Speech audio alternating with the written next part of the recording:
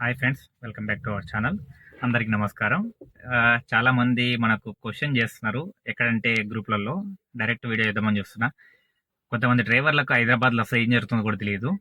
స్ట్రైకులు నడుస్తున్నాయి, అప్డేట్లు లేవు, అసలు మా దగ్గర దాకా రావట్లేవు, తొక్కల స్ట్రైక్లు ఏం ఉపయోగం దీనివల్ల అని చాలా మంది విసిగెత్తిపోయి ఉన్నారు. వాళ్ళ కోసం ఈ వీడియో. దయచేసి ఈ వీడియో మొత్తం చూసినప్పుడు ఒక లైక్ అండ్ షేర్, సబ్స్క్రైబ్ చేసుకోండి. And me friends and me drivers కూడా ఫార్వర్డ్ చేయండి. వీడియోలోకి వెళ్ళిపోదామా? అండ్ మీకు ఫస్ట్ డేట్ బై డేట్ చెప్తాను. 2 పేపర్స్ ఉన్నాయి. ఫస్ట్ టైం మనం పెద్దగా పట్టుకున్నాం పేపర్లు. అండ్ ఈ కాన్సెప్ట్ కూడా చాలా కొత్తది, డ్రైవర్లందరికీ ఉపయోగపడుతుందని చెప్పి వీడియో చేస్తున్నా. పూర్తిగా అయితే వీడియో చూడండి. కంటిన్యూ చేద్దాం వీడియోలోకి. ఫస్ట్ టాపిక్ వచ్చేసి ఈ స్ట్రైక్ అయితే జరిగిందో ఇంతకుముందు ఆ స్ట్రైక్ డేట్లు చెప్తా చూడండి మీరు. ఫస్ట్ ఒకసారి 22 రోజు ఒక స్ట్రైక్ జరిగింది. అండ్ 8వ తారీఖు స్ట్రైక్ ఆగిపోని కారణం ఏంటి? 18వ తారీఖు మినిస్టర్ పిలిచారు, అక్కడ ఏం మాట్లాడారు. అండ్ 22వ తారీఖు ఇంకో రౌండ్ టేబుల్ మీటింగ్ జరిగింది, దాంట్లో ఏం జరిగింది, ఇది పాయింట్స్. అండ్ అసలు దీని మీద పోరాడింది ఎవరు, A union, A trade union, ఏ లీడర్లు ఉన్నారు, ఏంటి అని తెలుసుకోవాలనుందా? వీడియోలోకి వెళ్ళిపోదాం. ఫస్ట్ పాయింట్ వచ్చేసి ఇక్కడ వచ్చేసి యూనియన్లతో సంబంధం లేకుండా అన్ని యూనియన్లు కలిపి ఆటో, స్విగ్గీ, జొమాటో అందరు కలిపి ఒక ఫారంని ఎంచుకున్నారు. ఆ ఫారం వచ్చేసి మనకు సలావుద్దీన్ గారు ఒక ఫారం తీసుకొచ్చారు, టీఏడిఎఫ్ అని. టీఏడిఎఫ్ అంటే ఏ యూనియన్ సంబంధించి కాదు, ఇందులో డ్రైవర్స్ అండ్ యూనియన్స్ అన్ని కలిపి సపోర్ట్ చేసిన ఒక ఫారం ఇది. ఈ ఫారంలో ఎవరెవరు పాల్గొన్నారంటే స్విగ్గీ, జొమాటో అంటే క్యాబ్ ఉన్నది, ఫస్ట్ చెప్తానండి.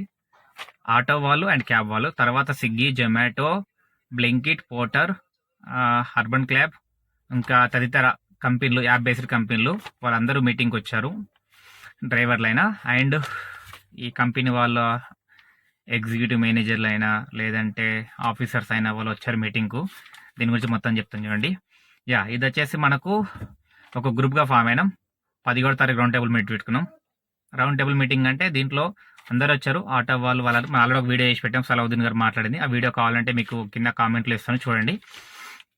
17వ తారీఖు మీటింగ్ తీసుకొని మనం ఏం చేసినామంటే 22 రోజు ఫ్లాష్ స్ట్రైక్ దిగినాం. ఫ్లాష్ స్ట్రైక్ మెయిన్స్ అంటే మనము అదొక గవర్నమెంట్కు చిన్న హెచ్చరికలకి తీసుకెళ్ళాం. అది ఈసారి ఎందుకు ఇంత ఇంపాక్ట్ వచ్చిందంటే దీంట్లో ముఖ్య ఉద్దేశం ఏంటంటే డ్రైవర్లు ఉన్నారు and all app based workers అందరు వచ్చి ఒకేసారి రోడ్డు మీదకి రావడం వల్ల గవర్నమెంట్ రోడ్డు మీద దిగొచ్చింది. చాలామంది మన డ్రైవర్లకు అర్థం కాక కొంతమంది వేలు లక్షలు సంపాదిస్తారని చెప్పారు, చాలా మంది డ్యూటీ చేస్తారు. దాని గురించి మాట్లాడినాం మనం, ఈ టాపిక్లో తీసుకురావద్దు.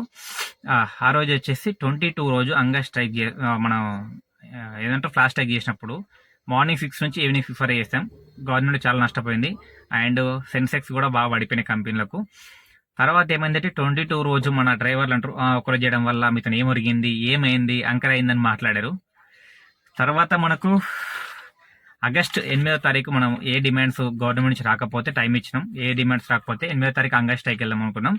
దానికి ఒక రోజు 2 రోజుల ముందు నేను వాళ్ళ దాంట్లో ఒక మెంబర్గా అండ్ ఒక ఫారం గ్రూప్లో నేను కూడా మెంబర్ లెక్క వెళ్ళి అక్కడ మీటింగ్ జరిగినాయి.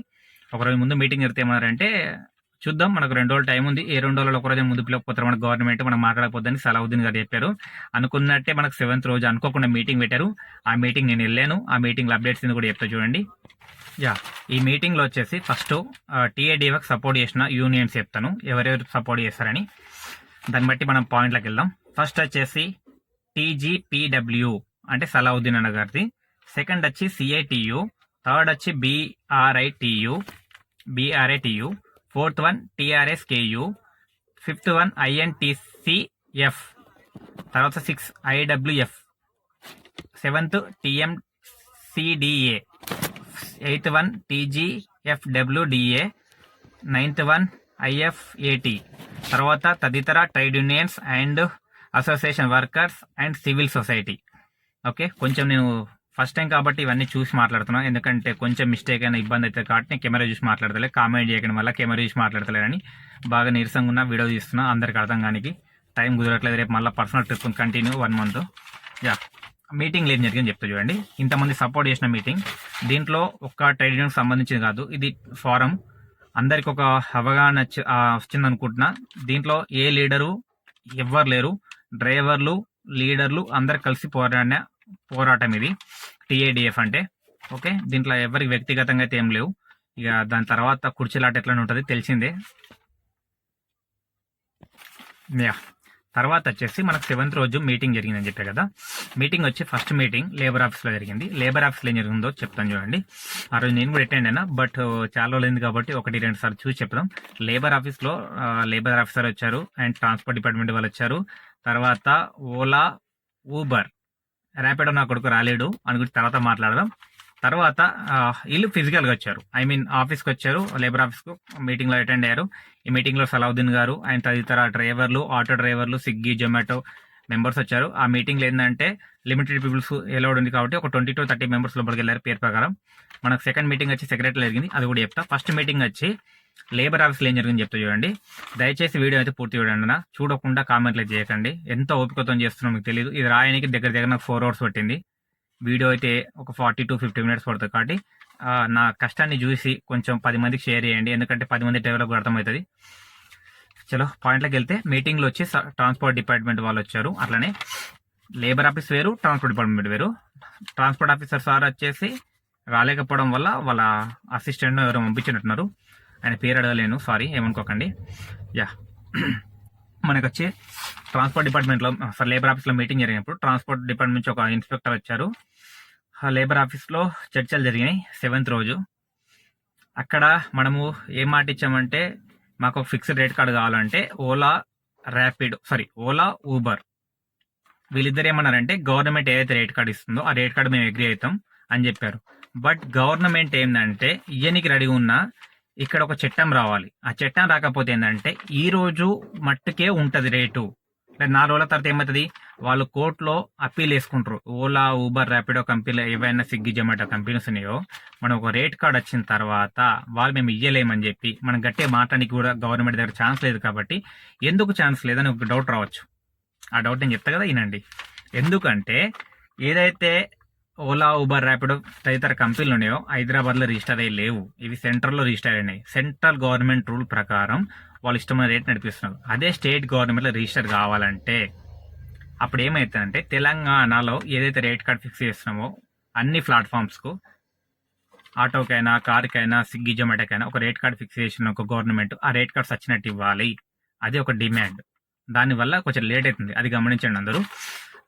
పాయింట్లోకి వెళ్తే, ర్యాపిడో అయితే రాలేడు. మిగతా వాళ్ళు ఏంటంటే లిఖితపూర్వకంగా వాళ్ళు రాసిచ్చారు, ఓకే మేము గవర్నమెంట్ అయితే రేట్ కార్డ్ ఫిక్స్ అవుతుందో ఆ రేట్ ఇయనికి రాసి ఇచ్చారు. అది ఎవరికి ఇచ్చారు, లేబర్ ఆఫీసర్కి ఇచ్చారు. ఓకే, లేబర్ ఆఫీసర్ దాన్ని అగ్రీ చేసుకొని తర్వాత లేబర్ ఆఫీస్లో మీటింగ్ అయిన తర్వాత labour officer and transport department నుంచి వచ్చిన ఇన్స్పెక్టరు, తర్వాత ఈ ఎవరైతే టీఐడిఎఫ్ సంబంధించిన మెంబర్స్ అయినా, యూనియన్ సపోర్టింగ్ యూనియన్స్ అయినా వాళ్ళు వచ్చారు కదా, వాళ్ళు మేమందరం కలిపి సెక్రటరీ వెళ్ళాం. అక్కడ ఏం జరిగిందో చెప్తా చూడండి ఒక 1 minute. యా సెక్రటరీ వెళ్ళిన తర్వాత మన మంత్రి గారు ఉన్నారు, మంత్రి గారు వివేక్ వెంకటేశ్వర స్వామి గారు. తను కొంచెం సీరియస్ అయ్యారు, ఎందుకంటే మేము ఆల్రెడీ చెప్పిన తర్వాత కూడా మీరు ఎందుకు వెళ్ళారు లేబర్ ఆఫీస్కు అండ్ ఇవన్నీ చెప్పిన తర్వాత సీరియస్ అయిన తర్వాత మళ్ళీ కూర్చోబెట్టి మాట్లాడారు. నేను కొంచెం లేట్గా వెళ్ళాను. తర్వాత ఏంటంటే అక్కడ అప్డేట్ మేము తొందరగా చేస్తాం మీరు ఏదైతే అనుకుంటున్నారో అని చెప్పి. అండ్ ఈ మన వీళ్ళు వచ్చారు కదా, ట్రాన్స్పోర్ట్ డిపార్ట్మెంట్ వాళ్ళైనా లేదంటే లేబర్ ఆఫీస్ సార్ వచ్చారు కదా, వాళ్ళకి చెప్పారు మీరు ఎంత తొందరగా ఉంటే తొందరగా వేయండి అని చెప్పారు. గవర్నమెంట్ మీకోసమే పనిచేస్తుందని చెప్పారు సారు. బట్ చెప్పిన తర్వాత ఒక 1 week అట్లా అయిపోయింది, ఇంకా అప్డేట్స్ ఏం రాలే అనుకున్న టైంలో అంతట్లోనే మన పున్నం ప్రభాకర్ గారు పిలిచారు. అక్కడ ఏం జరిగిందని చెప్తాను, కొంచెం వెయిట్ చేయండి. యా నేను లాగ్ లేకుండా చెప్తున్నా, కొద్దిగా ఏమనుకోకండి, ఎందుకంటే కొంచెం నర్వస్గా ఉంది. కొన్ని పాయింట్స్ అయినా మిస్ మ్యాచ్ అయితే మళ్ళీ ఏదైనా లీగల్ ఇష్యూస్ వస్తాయని చెప్పి అందుకే 1-2 సార్లు చూసి చెప్తున్నా. యా అది అయిపోయిన తర్వాత లేబర్ ఆఫీసర్లో మీటింగ్ అయిపోయిన తర్వాత సెక్రటరీలో మీటింగ్ అయిన తర్వాత అక్కడ ఒకటే నినాదం ఏంటంటే ఒక చట్టం తీసుకురావాలని చూస్తున్నారు. చట్టం లేకుండా రావడం ఈజీ రేట్ కార్డ్, బట్ అది ఇంప్లిమెంటేషన్ కొన్ని రోజులకి ఉంటుంది కాబట్టి ఒక చట్టం వస్తే అందరికి ఉపయోగపడుతుంది కాబట్టి చట్టం రూపంలో వెళ్తున్నారు. చూద్దాం. ఏ నాయకుని సపోర్ట్ చేసి మాట్లాడతలే, టీఐడిఎఫ్కు సపోర్ట్ చేయట్లేను, ఆటో జేఎస్కి సపోర్ట్ చేయట్లే, క్యాబ్ జేఎస్కి సపోర్ట్ చేయట్లే. ఇది నా వ్యక్తిగత వీడియో. ఇందులో ఏవైతే నేను చూసినా అవే చెప్తున్నా, చూడనైతే చెప్పట్లేను. బట్ ఎందుకు రాసుకున్నాం అంటే ఒక మిస్ మ్యాచ్ అయింది అనుకోండి, అది లీగల్గా point to point video record ఇచ్చింది కాబట్టి అందుకే నేను చూసి చెప్తున్నా, అర్థం చేసుకోండి కొద్దిగా అన్నలు. 18th రోజు మీటింగ్ కావడం టీఐడిఎఫ్ మెంబర్స్ పిలిచారు, ఒక ఫీడ్బ్యాక్ కావాలని. పున్నం ప్రభాకర్ గారు 15 days టైం ఇచ్చిన తర్వాత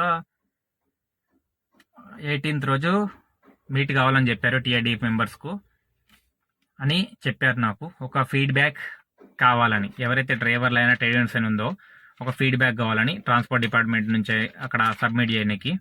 అసలు ఏమనుకుంటారు డ్రైవర్లు, ఎంత రేట్ కార్డు కావాలి, అసలు సేఫ్టీ ఏంది, సోషల్ సేఫ్టీ కావాలా, లేడీస్ డ్రైవర్కి ఏం కావాలి అని ఒక ఇచ్చారు. అది కూడా మీకు చూపిస్తాను ఇప్పుడు. అది వీడియోలో వీలుంటే ఇక్కడ సైడ్కి వేస్తాను ఫొటోస్, చూడండి అక్కడ ఏమేమి పాయింట్స్ ఉన్నాయని. అది వీడియో ఉంది, లేదంటే వీడియో అటాచ్మెంట్ చేస్తాను. అలానే ఒక రెట్రో ఫామ్ ఇచ్చారు ఆటో వాళ్ళ కోసం. ఏవైతే మన పాత వెహికల్స్ ఉంటాయో, డీజిల్ అయినా పెట్రోల్ వెహికల్స్ అయినా, అవి ఈవీ కన్వర్ట్ చేసుకుని 1,00,000 ఇస్తుంది గవర్నమెంట్ అని చెప్పారు. దాని ఇంప్లిమెంటేషన్ కూడా జరుగుతుందని చెప్పారు. బట్ ఏ రోజు వస్తుందో మీకు అప్డేట్ చేస్తాను నెక్స్ట్ వీడియోలో, లేదంటే ఇన్స్టాగ్రామ్ అప్డేట్ ఇస్తా. మా బయోలో ఇన్స్టాగ్రామ్ ఉంటుంది, దానికి ఫాలో అయిపోండి. ఫీడ్బ్యాక్ అయితే నేను కూడా ఇచ్చా. నేను ఏమి ఇచ్చాననేది కూడా మీకు వీలుంటే స్క్రీన్ పైన వేస్తా, చూడండి. తర్వాత వచ్చేసి ఇప్పుడు మన డిమాండ్స్ గురించి మాట్లాడదాం. 3 డిమాండ్స్ ఉన్నాయి. ఒకటి fixed rate card, and main fixed rate card అంటే base fare and kilometre for rate card per minute. Okay, అది. తర్వాత వచ్చి gig worker welfare board, second point. Third point వచ్చి motor vehicle aggregator guidelines 2025. ఈ 3 నుండి చెప్తా, wait చేయండి. కొంచెం దమ్ము తీసుకొని చెప్తా నిదానంగా, 1-2 సార్లు పాయింట్ కరెక్ట్ చేసుకుని మళ్ళీ వస్తా. వచ్చేసి ఇప్పుడు పాయింట్లోకి వద్దాం. యాక్చువల్లీ కొంచెం వేరే డిస్కషన్లో ఉన్నా. ఓకే, సారీ, కొంచెం వీడియో అయితే ఎడిటింగ్లో ఇష్యూస్ ఉంటాయి, దయచేసి గమనించండి. మన అంత పెద్ద యూట్యూబర్ ఏం కాదు, ఏదో చిన్నగా. ఇప్పుడు అప్డేట్లోకి వెళ్తే ఫస్ట్ బేస్ ఫేర్, మన రేట్ కార్డ్ కావాలన్నాం కదా, దాంట్లో వచ్చి బేస్ ఫేర్ వచ్చి మనం డిమాండ్ చేసింది అయితే గవర్నమెంట్కు మినిమం వేర్ క్యాబ్కి వచ్చి 250 రూపీస్, ఆటోకి వచ్చి 200 చెప్పారు వాళ్ళు. ఫర్ కిలోమీటర్ ఆటో అన్న వాళ్ళు అయితే 25 నుంచి 30 రూపీస్ ఎక్స్పెక్టేషన్, బట్ 25 అని చెప్పారు చాలా మంది, 25 రాసుకున్నారు. మన క్యాబ్ అయితే 30 రూపీస్ రాశారు, ఎక్స్పెక్టేషన్ 28 పెట్టారు. కానీ ఫర్ మినిట్ వచ్చి 50 పైసా టు 1 రూపీ పెట్టారు. మనకు వచ్చేసి చెప్పే కదా, ఫర్ మినిట్ 1 రూపీ అట్లా డిసైడ్ చేశారు. బట్ గవర్నమెంట్ ఏం డిసైడ్ చేస్తారో తెలియదు. దానికోసం ఒక ఫీడ్బ్యాక్ తీసుకొని చెప్పే కదా, ఫీడ్బ్యాక్ అయితే నింపేమందరం. ఆ ఫీడ్బ్యాక్లో మన కంప్లైంట్స్ ఏంది, ఓలా ఊబర్ ర్యాపిడో గురించి. ఈ వైట్ ప్లేట్ నేను రాసింది అయితే వైట్ ప్లేట్ అటాచ్మెంట్ కావద్దని, and bike taxi yellow plate మార్చుకోవాలని. ఎల్లో ప్లేట్ మార్చుకుంటే మీకే సేఫ్టీ అన్న, దాని గురించి నేను నెక్స్ట్ వీడియోలో చెప్తా బైక్ ట్యాక్సీ గురించి. ఇదైతే first demand. Rate card base fair వచ్చి 250, ఫర్ కిలోమీటర్ 28 రూపీస్ అండ్ క్యాబ్కు. తర్వాత వచ్చేసి ఫర్ మినిట్ 1 రూపీ లేదా 50 పైసా. మనకు ఇంకోటి ఏంటంటే డిమాండ్ చేసింది ఏంటంటే 28 రూపీస్ ఇవ్వకుండా ఏదైతే ప్రీపేడ్ ట్యాక్స్ ఉందో హైదరాబాద్లో, ఆ ప్రీపేడ్ ట్యాక్సీ 22 రూపీస్ ఏమైనా ఉంది ఒకప్పుడు. ఆ 22 రూపీస్ కింద రావద్దని మొక్కినాం, అంటే డిమాండ్ చేసినాం. మొక్కినాం అంటే నేను మొక్కింది 22 రూపీస్ వచ్చిన పర్లేండి.